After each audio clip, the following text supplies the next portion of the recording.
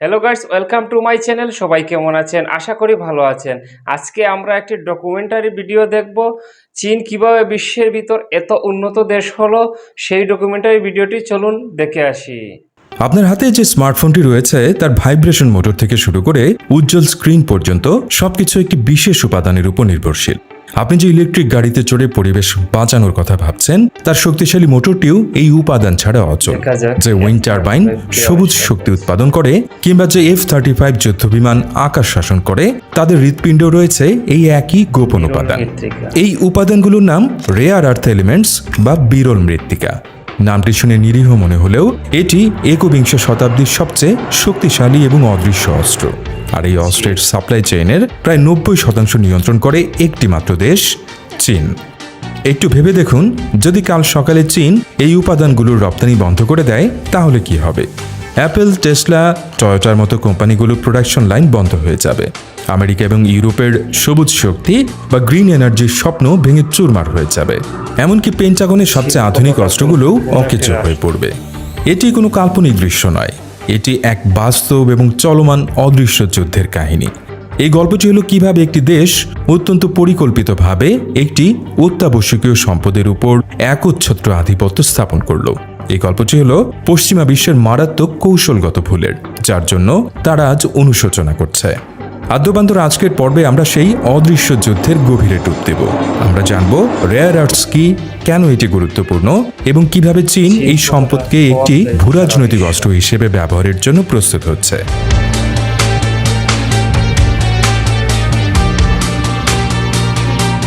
শুরুতেই একটি ভুল ধারণা ভাঙা যাক। রেয়ার আর্থ এলিমেন্টস বা বিরল মৃত্তিকা নামটি বেশ বিভ্রান্তিকর। এই 17টি রাসায়নিক মৌল অর্থাৎ স্ক্যান্ডিয়াম এবং ইট্রিয়াম সহ 15টি লেন্থানাইড মৌল আসলে পৃথিবীতে খুব একটা বিরল নয়। যেমন সেরিয়াম নামক একটি রেয়ার আর্থ মৌল পৃথিবীতে তামার মতোই সহজলভ্য।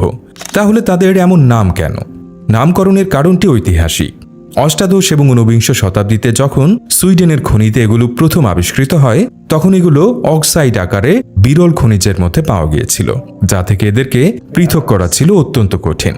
তাই বিজ্ঞানীরা এদের নাম দিয়েছিলেন রেয়ার আর্থস। এই মৌলগুলোর আসল শক্তি হচ্ছে এদের অনন্য চৌম্বকীয় এবং আলোক বিচ্ছুরণকারী ক্ষমতা।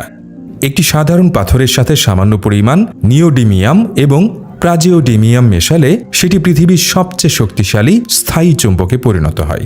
এই চুম্বক এই ইলেকট্রিক গাড়ির মোটরকে ছোট, হালকা এবং অত্যন্ত শক্তিশালী করে তোলে। টার্বিয়াম এবং ইউরোপিয়ামের মতো মৌলগুলোই আপনার ফোনের স্ক্রিনকে উজ্জ্বল এবং রঙিন করে তোলে। এখন হয়তো আপনি ভাবছেন, এই গুরুত্বপূর্ণ সম্পদের নিয়ন্ত্রণ শুরু থেকে চীনের হাতে ছিল? উত্তরটি হলো না, বরং গল্পটা ঠিক তার উল্টো। বিংশ শতাব্দীর মাঝামাঝি থেকে 1980-র দশক পর্যন্ত রেয়ার আর্থস উৎপাদনের অবিসংবাদিত নেতা ছিল মার্কিন যুক্তরাষ্ট্র। ক্যালিফোর্নিয়ার মাউন্টেন পাস খনি ছিল বিশ্বের সবচেয়ে বড় এবং প্রধান উৎস। আমেরিকা কেবল খনিজ উত্তোলনই নয়, বরং এর জটিল প্রক্রিয়াকরণ এবং গবেষণাতেও নেতৃত্ব দিত।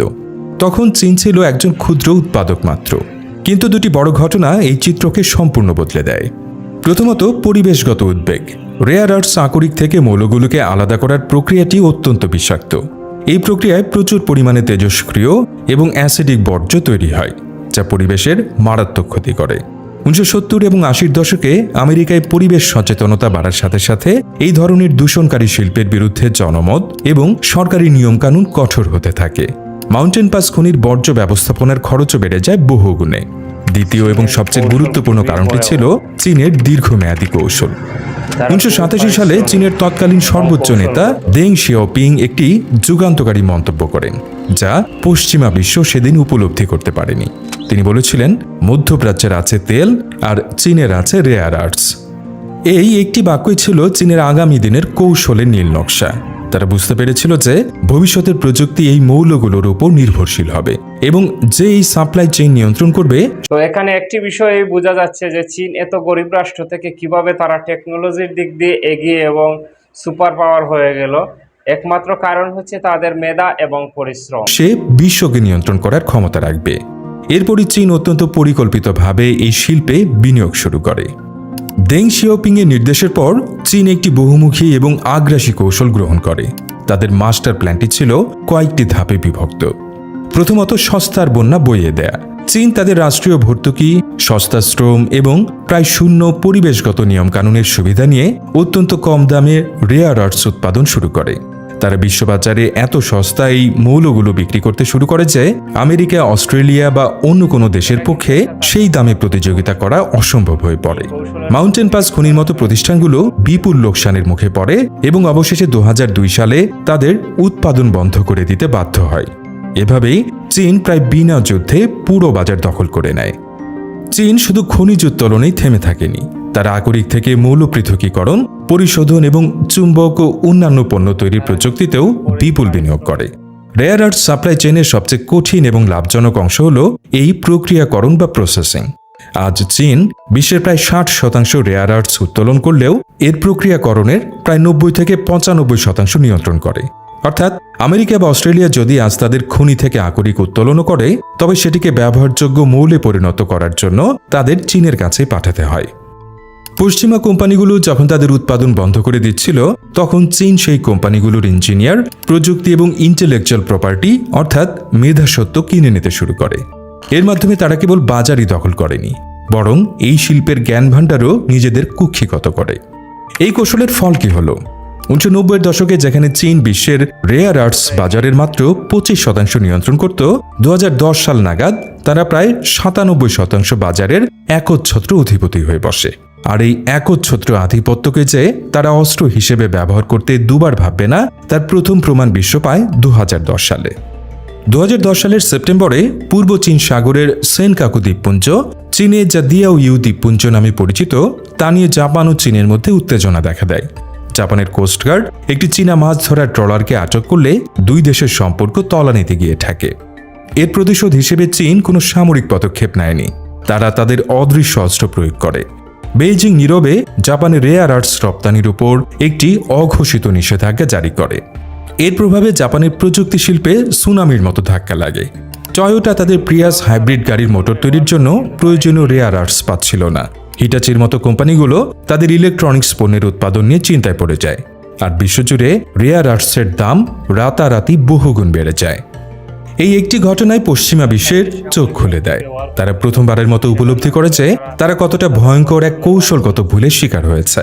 তারা তাদের জাতীয় নিরাপত্তার চাবিকাঠি তুলে দিয়েছে তাদের প্রধান ভূরাজনৈতিক প্রতিদ্বন্দ্বীর হাতে। 2010 সালের ঘটনাটি ছিল একটি সতর্কবার্তা, কিন্তু গত এক দশকে এই নির্ভরতা কমার বদলে আরও বেড়েছে বলা যায়। আজ এর পরিণাম আরও অনেক বেশি ভয়ঙ্কর। পেন্টাগনের প্রায় প্রতিটি আধুনিক অস্ত্র ব্যবস্থা রেয়ার আর্থসের উপর নির্ভরশীল। যেমন একটি F-35 যুদ্ধবিমান তৈরি করতে প্রায় 417 কেজি রেয়ার আর্থ উপকরণ লাগে, যা radar, sensor, electronic warfare system এবং ইঞ্জিনের জন্য অপরিহার্য। একটি ভার্জিনিয়া ক্লাস নিউক্লিয়ার সাবমেরিনের সোনার সিস্টেম এবং ইলেকট্রিক মোটরের জন্য প্রায় 4000 কেজি রেয়ার আর্থস প্রয়োজন। টমাহক ক্রুজ মিসাইল থেকে শুরু করে জ্যাভলিন এন্টি ট্যাঙ্ক মিসাইল পর্যন্ত সবগুলোর গাইডেন্স সিস্টেম এবং টার্গেটিং সেন্সরে এই মৌলগুলো ব্যবহৃত হয়। অর্থাৎ চীনের সাথে যদি কোনো বড় ধরনের সামরিক সংঘাত বাধে, তাহলে আমেরিকা তাদের নিজস্ব অস্ত্র তৈরি ও রক্ষণাবেক্ষণের জন্য প্রয়োজনীয় কাঁচামাল পাওয়া নিয়ে সংকটে পড়বে। এটি একটি অভাবনীয় কৌশলগত দুর্বলতা। এই নির্ভরতা শুধু সামরিক ক্ষেত্রে সীমাবদ্ধ নয়। জলবায়ু পরিবর্তনের বিরুদ্ধে লড়াইয়ের জন্য বিশ্ব যে সবুজ প্রযুক্তির দিকে ঝুঁকছে, তার প্রায় সবকিছুই রেয়ার আর্থসের উপর নির্ভরশীল। যেমন ইলেকট্রিক গাড়ির মোটরে শক্তিশালী রেয়ার আর্থ চুম্বক লাগে। প্রত্যেকটি বড় উইন্ড টারবাইনের জেনারেটরে কয়েক টন রেয়ার আর্থস প্রয়োজন হয়। সুতরাং চীন যদি সরবরাহ বন্ধ করে দেয়, তাহলে পশ্চিমা বিশ্বের পক্ষে তাদের কার্বন নিঃসরণ কমানোর লক্ষ্যমাত্রা পূরণ করা অসম্ভব হয়ে পড়বে। এটি চীনকে যে জলবায়ু পরিবর্তন সংক্রান্ত আলোচনা এবং চুক্তিতেও ব্যাপক দর কষাকষির সুযোগ দিবে তার বলার অপেক্ষা রাখে না। Fibre optics, smartphone, laptop, medical imaging machine বা MRI, রোবোটিক্স, এমন কোনো আধুনিক প্রযুক্তি নেই যেখানে রেয়ার আর্থসের ছোঁয়া নেই। এই সরবরাহকে নিয়ন্ত্রণ করার মাধ্যমে চীন কার্যত বিশ্বের প্রযুক্তিগত উদ্ভাবনের গতিকে নিয়ন্ত্রণ করার ক্ষমতা রাখে। 2010 সালের ধাক্কার পর পশ্চিমা বিশ্ব, বিশেষ করে আমেরিকা, ধীরে ধীরে তাদের ঘুম থেকে জেগে উঠতে শুরু করেছে। তারা বুঝতে পেরেছে যে এই অদৃশ্য নির্ভরতা থেকে বেরিয়ে আসা ছাড়া কোনো উপায় নেই। গত কয়েক বছর ধরে তারা চীনের একাধিপত্য ভাঙতে একটি বহুমুখী পাল্টা লড়াই শুরু করেছে। আমেরিকার মাউন্টেন পাস খনি যা একসময় বন্ধ হয়ে গিয়েছিল সেটিকে নতুন বিনিয়োগ এবং প্রযুক্তির মাধ্যমে আবার চালু করা হয়েছে। এটি এখন উত্তর আমেরিকার একমাত্র সক্রিয় রেয়ার আর্থস খনি। তবে এখানে একটি বড় সমস্যা রয়ে গেছে। তারা খনি থেকে আকরিক উত্তোলন করতে পারলেও সেটিকে প্রক্রিয়াকরণের জন্য এখনও চীনের উপর নির্ভরশীল, যদিও সম্প্রতি তারা নিজস্ব প্রসেসিং প্ল্যান্ট তৈরি করার জন্য কাজ শুরু করেছে। চীনের বাইরে রেয়ার আর্থস উৎপাদনে সবচেয়ে বড় নামটি হল অস্ট্রেলিয়ার লিনাস কর্পোরেশন। মালয়েশিয়ায় তাদের একটি বিশাল প্রসেসিং প্ল্যান্ট রয়েছে। পেন্টাগন এবং মার্কিন সরকার চীনের উপর নির্ভরতা কমাতে লিনাসের সাথে একাধিক চুক্তি করেছে এবং তাদের টেক্সাসে একটি নতুন প্রসেসিং প্ল্যান্ট তৈরিতে অর্থায়ন করছে। এছাড়া বিশ্বজুড়ে নতুন রেয়ার আর্থস খনির সন্ধান চলছে। অস্ট্রেলিয়া, কানাডা, ভিয়েতনাম, ব্রাজিল এবং এমনকি ইউরোপের সুইডেনেও বড় ধরনের মজুদ আবিষ্কৃত হয়েছে। গ্রিনল্যান্ডের বরফের নিচে বিপুল পরিমাণ রেয়ার আর্থস রয়েছে বলে মনে করা হয়, যা নিয়ে বিশ্ব শক্তিগুলোর মধ্যে নতুন করে ভূরাজনৈতিক প্রতিযোগিতা শুরু হয়েছে। এমনকি পুরনো ইলেকট্রনিক্স থেকে রেয়ার আর্থস রিসাইকেল বা পুনর্ব্যবহার করার প্রযুক্তিতেও প্রচুর গবেষণা হচ্ছে। বিজ্ঞানীরা এমন নতুন ধরনের চুম্বক বা উপাদান তৈরির চেষ্টা করছেন যেখানে রেয়ার আর্থসের ব্যবহার কম হবে বা একেবারেই প্রয়োজন হবে না। তবে এই গবেষণাগুলো এখনও প্রাথমিক পর্যায়ে রয়েছে। কিন্তু এই লড়াই মোটেও সহজ নয়। চীন গত ৩০ বছরে যে বিশাল শিল্প, অবকাঠামো এবং প্রযুক্তিগত দক্ষতা তৈরি করেছে তা মাত্র কয়েক বছরে ছুঁয়ে ফেলা প্রায় অসম্ভব। পরিবেশগত নিয়মকানুন, উচ্চ শ্রম খরচ এবং স্থানীয় জনগণের বিরোধিতা পশ্চিমা দেশগুলোর জন্য বড় চ্যালেঞ্জ। এই অদৃশ্য যুদ্ধ জেতার দৌড়টি আসলে সময়ের বিরুদ্ধে একটি দৌড়। রেয়ার আর্থসের এই গল্পটি শুধু খনিজ বা প্রযুক্তি নিয়ে নয়। এই গল্পটি হল দীর্ঘমেয়াদী কৌশলগত দূরদৃষ্টি বনাম স্বল্পমেয়াদী অর্থনৈতিক লাভের। চীন যখন ভবিষ্যতের কথা ভেবে একটি শিল্পকে তিলে তিলে গড়ে তুলছিল, পশ্চিমা বিশ্ব তখন সস্তা পণ্যের লোভে তাদের গুরুত্বপূর্ণ একটি শিল্পকে অবহেলায় ছুঁড়ে ফেলে দিয়েছিল। আজকের এই অদৃশ্য যুদ্ধ সেই ভুলেরই পরিণতি। চীন তাদের এই অদৃশ্য অস্ত্রটি এখনও পুরোপুরি ব্যবহার করেনি, কিন্তু প্রয়োজন হলে যে করবে না তার কোনো নিশ্চয়তা নেই। তাইওয়ান সংকট বা অন্য কোনো বড় ভূরাজনৈতিক সংঘাতে এটি চীনের হাতে একটি ভয়ঙ্কর ট্রাম্প কার্ড হয়ে উঠতে পারে। পশ্চিমারা এখন মরিয়া হয়ে এই নির্ভরতার শৃঙ্খল ভাঙার চেষ্টা করছে, কিন্তু এই প্রক্রিয়াটি সময় সাপেক্ষ, ব্যয়বহুল এবং অত্যন্ত জটিল। তাদের এই চেষ্টা সফল হবে কিনা তার উপরে হয়তো নির্ভর করছে আগামী দিনের বিশ্বের ক্ষমতার ভারসাম্য। তো এই ভিডিওটি দেখে অবশ্যই বুঝতে পারছেন যে সারা বিশ্ব চীন কতটা প্রভাব কাটাচ্ছে। আর ভিডিওটি যদি আপনাদের কাছে ভালো লাগে তাহলে অবশ্যই একটি লাইক দিয়ে সাবস্ক্রাইব করবেন। আর পরবর্তীতে কী ধরনের ডকুমেন্টারি ভিডিও দেখতে চান অবশ্যই আমাদেরকে কমেন্ট করে জানাবেন। ধন্যবাদ।